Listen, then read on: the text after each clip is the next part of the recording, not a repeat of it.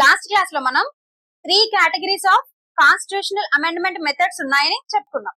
అలాగే ఆర్టికల్ 368 అనేది only 2 categories నే ప్రిస్క్రైబ్ చేసిందని, అలాంటప్పుడు సింపుల్ మెజారిటీ అనే కాన్సెప్ట్ ఎక్కడి నుంచి వచ్చిందని, పార్లమెంట్ ఈ సింపుల్ మెజారిటీని యూజ్ చేసి కాన్స్టిట్యూషన్ ఎలా అమెండ్ చేస్తుంది అని క్వశ్చన్ రైజ్ చేశాం కదా. ఈ రోజు క్లాస్ లో ఈ క్వశ్చన్స్ అన్నిటికీ కూడా చాలా క్లియర్ గా డీటెయిల్ గా ఆన్సర్స్ తెలుసుకుందాం. సో ఫస్ట్ మనకి ఉన్న 3 కేటగిరీస్: సింపుల్ మెజారిటీ,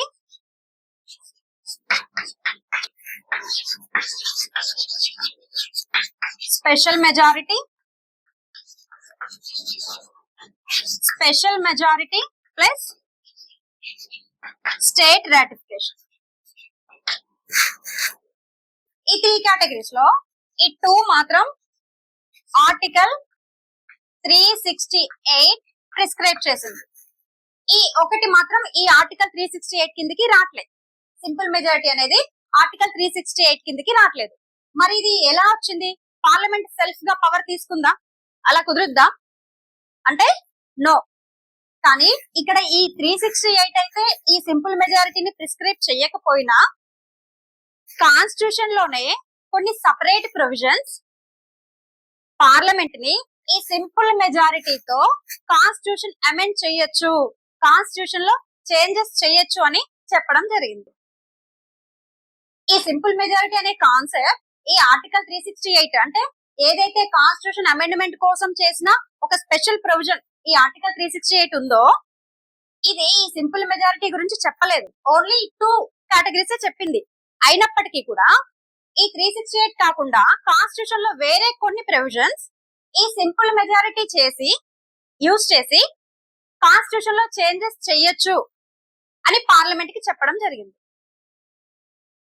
ఎగ్జాంపుల్స్ చూసినట్లయితే ఇప్పుడు మనం ఆర్టికల్ 2 చూసుకున్నట్లయితే, కాన్స్టిట్యూషన్ లో ఆర్టికల్ 2 చూసినట్లయితే ఏం చెప్తుందంటే న్యూ స్టేట్స్ ని ఇండియాలోకి అడ్మిట్ చేసుకోవచ్చు అని చెప్తుంది. ఇండియా బౌండరీ వెలుపల ఉన్నవి అంటే out side of the country ఉన్న జియోగ్రాఫికల్ ఏరియాస్ ని ఇండియాలోకి అడ్మిట్ చేసుకోవచ్చు. ఇండియా కాదు, ఒక ఏరియా ఇండియా అవతల ఉందన్నమాట, ఇండియాకి సంబంధం లేదు. అలాంటి ఒక ఏరియాని ఇండియాలోకి అడ్మిట్ చేసుకోవచ్చు, జాయిన్ చేసుకోవచ్చు అకార్డింగ్ టు ఆర్టికల్ 2. అలాగే ఆర్టికల్ 3 ఏం చెప్తుందంటే ఎగ్జిస్టింగ్ స్టేట్స్ ఆల్రెడీ ఇండియా టెరిటరీలో ఉన్న మన ఇండియాలో ఉన్న జియోగ్రఫికల్ ఏరియాలో చేంజెస్ చేసుకోవచ్చు. ఎగ్జిస్టింగ్ స్టేట్స్ లో చేంజెస్ అంటే న్యూ స్టేట్స్ క్రియేట్ చేయడం, నేమ్స్ చేంజ్ చేయడం, అలాగే బౌండరీస్ చేంజ్ చేయడం చేసుకోవచ్చు అని ఆర్టికల్ 3 చెప్తుంది. ఆర్టికల్ 2 ఏమో ఇండియాకి అవుట్ సైడ్ ఉన్న ఏరియాని ఇండియాలో కలుపుకోవచ్చు అని చెప్తుంది. ఆర్టికల్ 3 ఏమో ఆల్రెడీ ఇండియాలో ఉన్న స్టేట్స్ లో చేంజెస్ చేసుకోవచ్చు, కొత్త స్టేట్స్ క్రియేట్ చేసుకోవచ్చు, స్టేట్ ని డివైడ్ చేయొచ్చు, స్టేట్స్ నేమ్స్ చేంజ్ చేయొచ్చు, బౌండరీస్ చేంజ్ చేయొచ్చు, ఇలా చెప్తుంది అనమాట 2, 3. అయితే ఇక్కడ మన పాయింట్ ఏంటంటే ఆర్టికల్ 4 ఏం చెప్తుందంటే ఈ 2, 3 ఇష్యూస్ లో అంటే ఈ కొత్త స్టేట్స్ అడ్మిట్ చేసుకున్నప్పుడు, కొత్త స్టేట్స్ ఆర్ నేమ్స్ క్రియేట్ చేసిన ఈ ఇష్యూస్ లో పార్లమెంట్ ఈ సింపుల్ మెజారిటీని యూజ్ చేసి, ఈ సింపుల్ మెజారిటీ అనే కాన్సెప్ట్ ని యూజ్ చేసి ఇవి చేయొచ్చు. అంటే ఇవి చేయడం వల్ల కాన్స్టిట్యూషన్ లో చేంజెస్ జరిగినప్పుడు ఈ సింపుల్ మెజారిటీని యూజ్ చేసి చేయొచ్చు, దానికోసం స్పెషల్ గా ఇది అవసరం లేదు అని చెప్తుంది.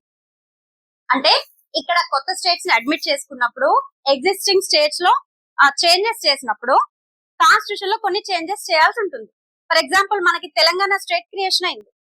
తెలంగాణ స్టేట్ ని క్రియేట్ చేసినప్పుడు తెలంగాణ అంతకుముందు ఆంధ్రప్రదేశ్ లో ఉన్న లోక్సభ సీట్స్, రాజ్యసభ సీట్స్ ఇవన్నీ కూడా ఇప్పుడు తెలంగాణకి డివైడ్ చేయాలి కదా. అలాగే స్టేట్స్ లిస్ట్ ఉంటుంది షెడ్యూల్ 1 లో. ఆ స్టేట్స్ లిస్ట్ లో ఈ కొత్త తెలంగాణ ఒక స్టేట్ ని మెన్షన్ చేయాలి కదా. అంటే ఇక్కడ చేసిన యాక్టివిటీస్, యాక్షన్స్ వల్ల కాన్స్టిట్యూషన్ లో కొన్ని చేంజెస్ చేయాల్సి ఉంటుంది.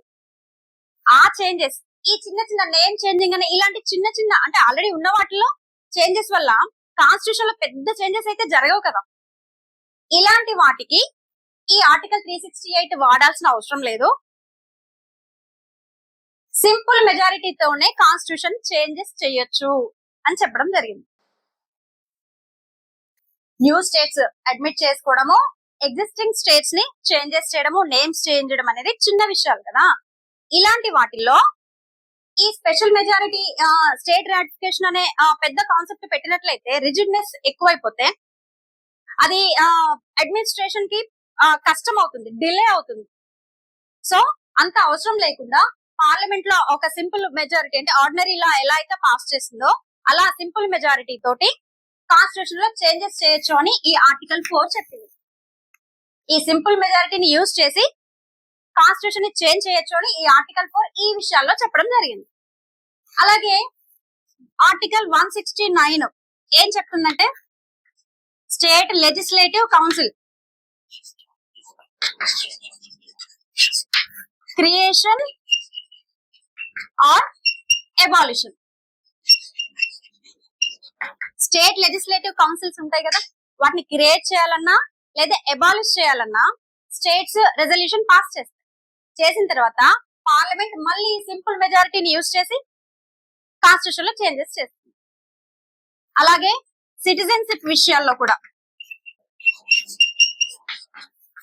అలాగే delimitation and MPs salaries changes, ఇలాంటి చేంజెస్ లో స్పెషల్ మెజారిటీ అవసరం లేకుండా ఈ సింపుల్ మెజారిటీతోనే కాన్స్టిట్యూషన్ చేంజ్ చేయొచ్చు పార్లమెంట్ అని చెప్పడం జరిగింది. ఏది ఈ సపరేట్ ప్రొవిజన్స్ ఇవ్వడం జరిగింది. ఇలాంటి ప్రొవిజన్స్ చాలా ఉన్నాయి కాన్స్టిట్యూషన్ లో. కొన్ని ఇష్యూస్ కి కొన్ని ప్రొవిజన్స్ లో చేంజెస్ జరిగినప్పుడు దాని ద్వారా కాన్స్టిట్యూషన్ చేంజ్ చేయాల్సి ఉంటే అప్పుడు ఈ సింపుల్ మెజారిటీతో చేయొచ్చు. పార్లమెంట్ లో ఆర్డినరీ లా ఎలా అయితే పాస్ అవుతుందో సేమ్ అదే విధంగా ఈ సింపుల్ మెజారిటీని యూజ్ చేసి కాన్స్టిట్యూషన్ ని చేంజ్ చేయొచ్చు ఇలాంటి వీటిల్లో అని కొన్ని ప్రొవిజన్స్ ని సపరేట్ గా ఇచ్చి ఆ సపరేట్ గా ఇచ్చిన ప్రొవిజన్స్ లో పార్లమెంట్ కి పవర్ ఇవ్వడం జరిగింది.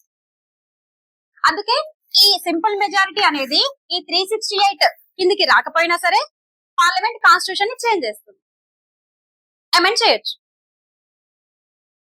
క్లియర్ కదా. మొత్తం 3 కేటగిరీస్ ఉన్నాయి కాన్స్టిట్యూషన్ చేంజింగ్ మెథడ్స్. కాన్స్టిట్యూషన్ ఎన్ని టైప్స్ లో చేంజ్ చేయొచ్చు అని క్వశ్చన్ అడిగితే మనం 3 కేటగిరీస్ అని చెప్పొచ్చు. మరి అకార్డింగ్ టు ఆర్టికల్ 368 ఎన్ని కేటగిరీస్ లో చేంజ్ చేయొచ్చు అంటే అప్పుడు మనం ఓన్లీ 2 అని చెప్పాల్సి ఉంటుంది. ఇది కన్సిడర్ చెయ్యం. దీనికి సపరేట్ గా వేరు సపరేట్ ప్రొవిజన్స్ ఇవ్వడం జరిగింది కాన్స్టిట్యూషన్ లో. ఆ ప్రొవిజన్స్ తోటి పార్లమెంట్ సింపుల్ మెజారిటీ చేసి ఆ కాన్స్టిట్యూషనల్ చేంజెస్ చేస్తుంది. నెక్స్ట్ ఈ simple majority and state ratification ఎలా చేస్తారు, ఆ క్యాలిక్యులేషన్ ఎలా చేస్తారో చూద్దాం. ఇప్పుడు ఆర్టికల్ 368 ప్రిస్క్రైబ్ చేసిన ఈ 2 కేటగిరీస్ ని పార్లమెంట్ ఎలా ఫాలో అప్ చేస్తుందో ఇప్పుడు చూద్దాం. మనం చెప్పుకున్నట్టు first category special majority. Special majority అంటే ఏంటి అంటే ఈ స్పెషల్ మెజారిటీ అంటే 2 కేటగిరీస్ ఉంటాయి. మళ్ళీ దీంట్లో 2 రిక్వైర్మెంట్స్ ని ఫుల్ఫిల్ చేయాల్సి ఉంటుంది. ఆ 2 రిక్వైర్మెంట్స్ ఫుల్ఫిల్ అయితే అప్పుడు ఈ స్పెషల్ మెజారిటీ వచ్చినట్టు. అవి ఏంటి అంటే first requirement absolute majority of the house. absolute majority రావాలి. absolute majority అంటే more than 50% of total membership. more than 50% of total membership. ఇప్పుడు మనం లోక్సభ ఆ రాజ్యసభ ఏది తీసుకున్నా సరే, ఏ హౌస్ అయినా సరే, ఫర్ ఎగ్జాంపుల్ ఇక్కడ మనం లోక్సభ తీసుకుందాం. లోక్సభ టోటల్ స్ట్రెంత్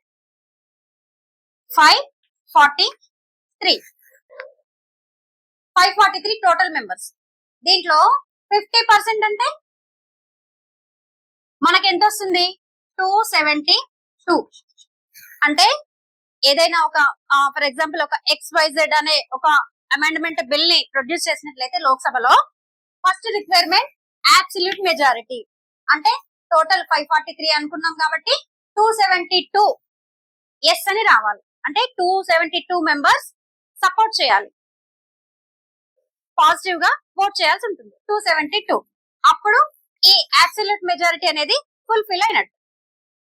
అలాగే నెక్స్ట్ రిక్వైర్మెంట్ ఏంటి అంటే 2/3 of present and vote. 2/3 of present and vote. ఆ రోజు ఆ బిల్ ఓటింగ్ జరుగుతున్న టైంలో ఎంతమంది ప్రెసెంట్ అయి ఓట్ చేశారు దాంట్లో 2/3. ఫర్ ఎగ్జాంపుల్ ఈ బిల్ పర్టికులర్ బిల్ ప్రొడ్యూస్ చేసినప్పుడు ఈ లోక్సభలో 450 మెంబర్స్ ప్రెసెంట్ అయ్యారు అనుకుందాం. ఫర్ ఎగ్జాంపుల్ 450 మెంబర్స్ లో 2/3 అంటే ఎంత వస్తుంది? 300. 2/3 ఆఫ్ ప్రెసెంట్ అండ్ ఓట్ అనే సెకండ్ రిక్వైర్మెంట్ ఇది ఫుల్ఫిల్ అవ్వాలంటే 300 మెంబర్స్ ఎస్ అని ఓట్ చేయాలన్నమాట. ఈ first absolute majority 50% of total membership అంటే 543 అనుకుంటే 272 మెంబర్స్ ఎస్ అని ఓట్ చేయాలి పాజిటివ్ గా. అలాగే సెకండ్ రిక్వైర్మెంట్ ఫుల్ఫిల్ అవ్వాలంటే ప్రెసెంట్ అండ్ ఓట్ లో 300 వేయాలి. అంటే ఇక్కడ మనం 450 ప్రెసెంట్ అండ్ ఓట్ చేశారు అని అనుకున్నాం కాబట్టి 300 మెంబర్స్ 2/3. ఈ రెండు కూడా ఫుల్ఫిల్ అయితేనే అప్పుడు ఈ స్పెషల్ మెజారిటీ వచ్చినట్టు అవుతుంది. అదే ఈ రెండిట్లో ఒకటి ఫుల్ఫిల్ అయింది, ఇంకొకటి అవ్వలేదు. ఫర్ ఎగ్జాంపుల్ ఆ రోజు మొత్తం 310 ఓట్స్ పాజిటివ్ గా వచ్చాయి అనుకుందాం. 310 అంటే 272 ఉంది. అంటే అబ్సల్యూట్ మెజారిటీ అనేది ఈ రిక్వైర్మెంట్ ఫుల్ఫిల్ అయింది, సాటిస్ఫై అయింది. నెక్స్ట్ ఈ 2/3 ఆఫ్ ప్రెసెంట్ అండ్ ఓట్ అంటే 300 రావాలి. సో ఇక్కడ 310 వచ్చాయి పాజిటివ్ గా. సో ఇది కూడా ఈ రిక్వైర్మెంట్ కూడా ఫుల్ఫిల్ అయింది. సో ఇక్కడ ఈ స్పెషల్ మెజారిటీ అనేది వచ్చినట్టే, ఈ బిల్ పాస్ అయిపోయింది. కానీ ఇక్కడ ఆ రోజు 450 కాకుండా 500 మెంబర్స్ ప్రెసెంట్ అండ్ ఓట్ చేశారు అనుకుందాం. అప్పుడు ఎంత రావాలి? 2/3 అంటే 334 రావాలి. 2/3 ప్రెసెంట్ అండ్ ఓట్. ఆ రోజు 500 మెంబర్స్ ప్రెసెంట్ అండ్ ఓట్ చేశారు అనుకుంటే 334 రావాలి. కానీ ఇక్కడ 310 మాత్రమే ఎస్ అని ఓట్ చేశారు. అప్పుడు ఏమవుతుంది?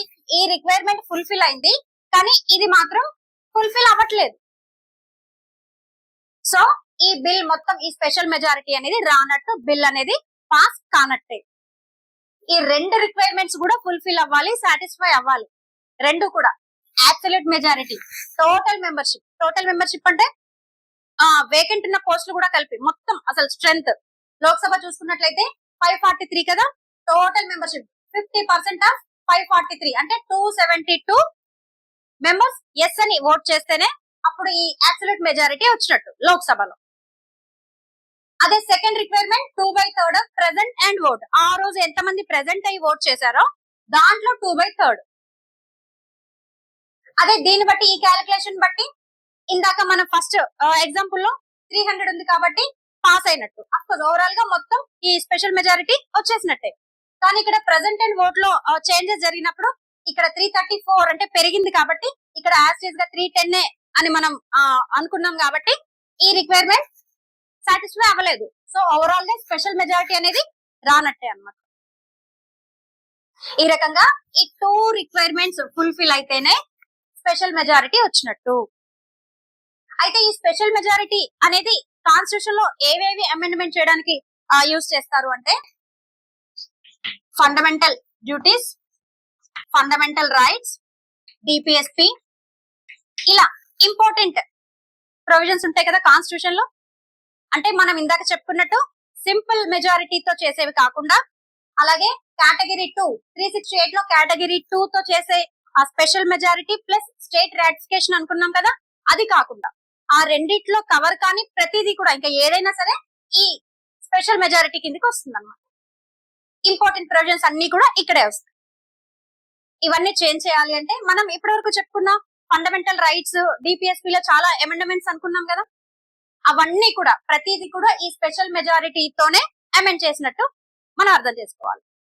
స్పెషల్ మెజారిటీ అంటే 2 రిక్వైర్మెంట్స్. అబ్సల్యూట్ మెజారిటీ రావాలి, టోటల్ స్ట్రెంత్ లో 50%, మోర్ దెన్ 50% రావాలి, అలాగే 2/3 ఆఫ్ ప్రెసెంట్ అండ్ ఓట్. ఈ టూ రిక్వైర్మెంట్స్ ఫుల్ఫిల్ అయినప్పుడే ఈ స్పెషల్ మెజారిటీ అనేది వచ్చినట్టు, ఆ బిల్ పాస్ అయినట్టు. ఇప్పుడు నెక్స్ట్ కేటగిరీ 368 లో నెక్స్ట్ కేటగిరీ సెకండ్ కేటగిరీ ఏం చెప్పింది అంటే స్పెషల్ మెజారిటీ. అంటే ఇప్పుడు ఇక్కడ ఏదైతే కేటగిరీ 1 జరిగిందో స్పెషల్ మెజారిటీ ప్రాసెస్ మొత్తము, ఈ ప్రాసెస్ మొత్తం కూడా ఇక్కడ అంటే ఈ category 1 plus half of the states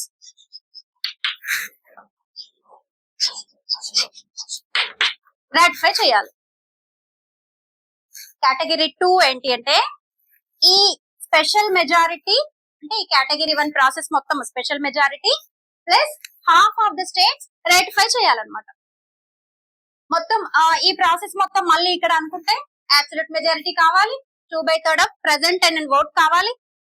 ఇదంతా కూడా ఈ 1 అనేది ఫుల్ఫిల్ అయిన తర్వాత స్టేట్ లెజిస్లేచర్స్ లో అక్కడ మళ్ళీ సింపుల్ మెజారిటీ తోటి ఓట్ చేస్తారు.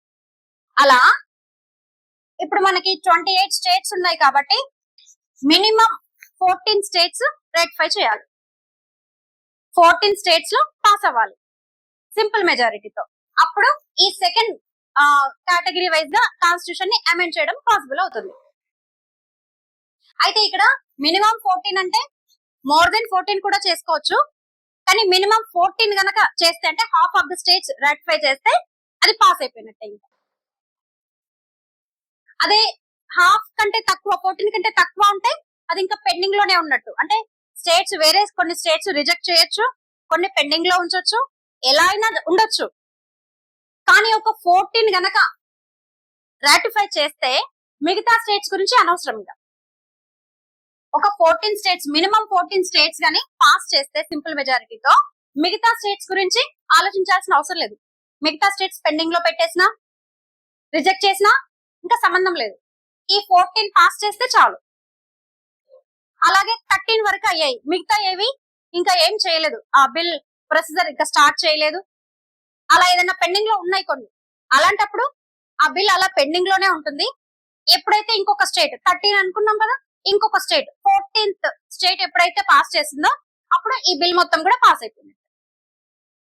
ఆల్రెడీ స్పెషల్ మెజారిటీ అయిపోయిన తర్వాత ఈ ప్రాసెస్ అంతా ఇక్కడ కేటగిరీ 1 ఫుల్ఫిల్ అయిన తర్వాత స్టేట్స్ కి వెళ్తుంది. స్టేట్స్ కూడా మొత్తం అన్ని రాటిఫై అంటే మినిమం 14 రాటిఫై చేసిన తర్వాత అది పాస్ అయిపోతుంది. ఇలా ఈ 2 కేటగిరీస్, ఒకటి స్పెషల్ మెజారిటీ అండ్ ఇంకొకటి special majority plus half of the states ratify చేయాలి. అయితే ఇది ఏ కేటగిరీస్ లో అంటే ఏ ప్రొవిజన్స్ లో చేస్తారు అంటే ఫెడరల్ ఇష్యూస్ లో, అంటే సెంటర్ కి స్టేట్ కి రిలేటెడ్ ఇష్యూస్ లో, ప్రెసిడెంట్ ఎలక్షన్స్, అలాగే centre state relations, supreme court, high court, ఇలాంటి ఇష్యూస్ సెంటర్ కి స్టేట్ కి రిలేటెడ్ ఇష్యూస్ అన్నిటి కూడా ఫెడరల్ ఇష్యూస్ అన్నిటిలో కూడా ఈ సెకండ్ కేటగిరీని యూజ్ చేస్తారు అన్నమాట. ఇదేమో కాన్స్టిట్యూషన్ లో మెయిన్ ఇష్యూస్, ఫండమెంటల్ రైట్స్, ఇక్కడ సెకండ్ అండ్ సింపుల్ మెజారిటీ ఆ రెండిట్లో టచ్ అవనివి మొత్తం ఇక్కడ ఈ స్పెషల్ మెజారిటీలో కవర్ అయిపోతుంది. ఇక్కడ మాత్రం ఫెడరల్ ఇష్యూస్ కి సంబంధించినవన్నీ కూడా ఇక్కడ ఈ స్టేట్స్ రాటిఫై చేయాల్సి ఉంటుంది. ఈ స్పెషల్ మెజారిటీతో పాటు స్టేట్స్ కూడా రాటిఫై చేయాల్సి ఉంటుంది విత్ సింపుల్ మెజారిటీ. అయితే ఈ ప్రాసెస్ మొత్తం కూడా అంటే ఈ స్పెషల్ మెజారిటీ అంటే అబ్సల్యూట్ మెజారిటీ సాటిస్ఫై చేయడం, అలాగే 2/3 ఆఫ్ ప్రెసెంట్ అండ్ ఓట్ అని కండిషన్స్ ఏవైతే సాటిస్ఫై చేయాలో ఈ ప్రాసెస్ మొత్తం కూడా ఒక హౌస్ లో జరిగిన తర్వాత మళ్ళీ నెక్స్ట్ హౌస్ కి వెళ్తే అక్కడ కూడా మళ్ళీ సేమ్ ప్రొసీజర్ ఫాలో అవ్వాలి, సేమ్ స్పెషల్ మెజారిటీ రావాలి. ఒక హౌస్ లో ఉన్న స్ట్రెంత్ దాన్ని బట్టి ఇక్కడ క్యాల్కులేషన్ ఉంటాయి, ఇంకొక హౌస్ లో అక్కడ ఉన్న టోటల్ స్ట్రెంత్ అక్కడ ఆ హౌస్ లో ప్రెసెంట్ అండ్ ఓటింగ్ ని బట్టి అక్కడ మళ్ళీ క్యాల్కులేషన్స్ మారుతూ ఉంటాయి. ఏదైనా సరే ఈ 2 కండిషన్స్ ని 2 హౌసెస్ లో కూడా ఫుల్ఫిల్ చేయాల్సి ఉంటుంది. అప్పుడే 2 హౌసెస్ లో కూడా బిల్ పాస్ అవుతుంది. నెక్స్ట్ స్టెప్ ప్రెసిడెంట్ అసెంట్ కి వెళ్తుంది అనమాట. అయితే ఈ కాన్స్టిట్యూషనల్ అమెండ్మెంట్ బిల్ ని ఏ హౌస్ లో ఇంట్రడ్యూస్ చేయాలి? లోక్సభ ఆర్ రాజ్యసభ? ఫస్ట్ దేంట్లో ఇంట్రడ్యూస్ చేస్తారు అంటే either house, Lok Sabha or Rajya Sabha, ఎక్కడైనా సరే దేంట్లో అయినా సరే ఇంట్రడ్యూస్ చేయొచ్చు. లోక్సభలో చేయొచ్చు, రాజ్యసభలో కూడా చేయొచ్చు, ఇంట్రడ్యూస్ చేయొచ్చు. అలాగే దీన్ని ఎవరు ఇంట్రడ్యూస్ చేయాలి అంటే మినిస్టర్ చేయొచ్చు లేదా ప్రైవేట్ మెంబర్ కూడా చేయొచ్చు. ఈ బిల్ ని కాన్స్టిట్యూషన్ అమెండ్మెంట్ బిల్ ని లోక్సభ ఆ రాజ్యసభ దేంట్లో అయినా సరే చేయొచ్చు. ఆ హౌసెస్ లో మినిస్టర్ చేయొచ్చు లేదా ప్రైవేట్ మెంబర్ కూడా ఇంట్రడ్యూస్ చేయొచ్చు. అయితే ఇంట్రడ్యూస్ చేయడానికి ముందు ప్రెసిడెంట్ ప్రియర్ రికమెండేషన్ ఏమన్నా అవసరమా అంటే నో. ప్రెసిడెంట్ ప్రియర్ పర్మిషన్ అవసరం లేదు, నో నీడ్. కొన్ని ఆర్డినరీ బిల్స్ లో కొన్నిటికి ప్రెసిడెంట్ ప్రియర్ రికమెండేషన్ పర్మిషన్ అవసరం, కానీ ఈ కాన్స్టిట్యూషనల్ అమెండ్మెంట్ బిల్ కి అవసరం లేదు. అలాగే ప్రెసిడెంట్ అసెంట్ అనేది ఈ కాన్స్టిట్యూషనల్ అమెండ్మెంట్ బిల్ కి కంపల్సరీ. ప్రెసిడెంట్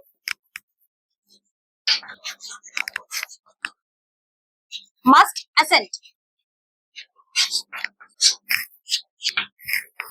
కొన్ని బిల్స్ లో ఆర్డినరీ బిల్స్ కి జనరల్ గా ప్రెసిడెంట్ అసెంట్ ఇవ్వచ్చు, రిజెక్ట్ చేయొచ్చు ఆర్ హోల్డ్ చేయొచ్చు, అంటే వీటో పవర్ యూస్ చేస్తారు. కానీ ఈ కాన్స్టిట్యూషనల్ అమెండ్మెంట్ బిల్ కి మాత్రము ప్రెసిడెంట్ కంపల్సరీగా అసెంట్ ఇవ్వాలి, రిజెక్ట్ చేయడానికి వీల్లేదు, హోల్డ్ చేయడానికి కూడా వీల్లేదు. ఇది చాలా ఇంపార్టెంట్. ఇది బోత్ హౌసెస్ లో పాసెస్ అయ్యి ప్రెసిడెంట్ దగ్గరికి వెళ్ళిన తర్వాత. మరొకవేళ డెడ్ లాక్ ఏర్పడితే, 2 హౌసెస్ లో డిసగ్రిమెంట్ అయ్యి ఆ డెడ్ లాక్ సిచ్యువేషన్ వచ్చింది అనుకోండి, అప్పుడు ఎలా? ఆర్డినరీ బిల్స్ లో అయితే ప్రెసిడెంట్ జాయింట్ సిట్టింగ్ కి సమ్మాన్ చేస్తారు. కానీ ఈ కాన్స్టిట్యూషనల్ అమెండ్మెంట్ బిల్ కి జాయింట్ సిట్టింగ్ అనే కాన్సెప్ట్ లేదు. జాయింట్ సిట్టింగ్ అనే కాన్సెప్టే ఈ కాన్స్టిట్యూషన్ అమెండ్మెంట్ బిల్ కి లేదనమాట. సో ఒకసారి డెడ్ లాక్ అయితే ఆ బిల్ అయిపోయినట్టే. ఇంకా అక్కడ 2 హౌసెస్ లో పాస్ అయితేనే అప్పుడు ప్రెసిడెంట్ వరకు వెళ్తుంది. ప్రెసిడెంట్ దగ్గరికి వెళ్ళిన తర్వాత కంపల్సరీగా అసెంట్ ఇవ్వాల్సిందే. ప్రియర్ పర్మిషన్ అవసరం లేదు.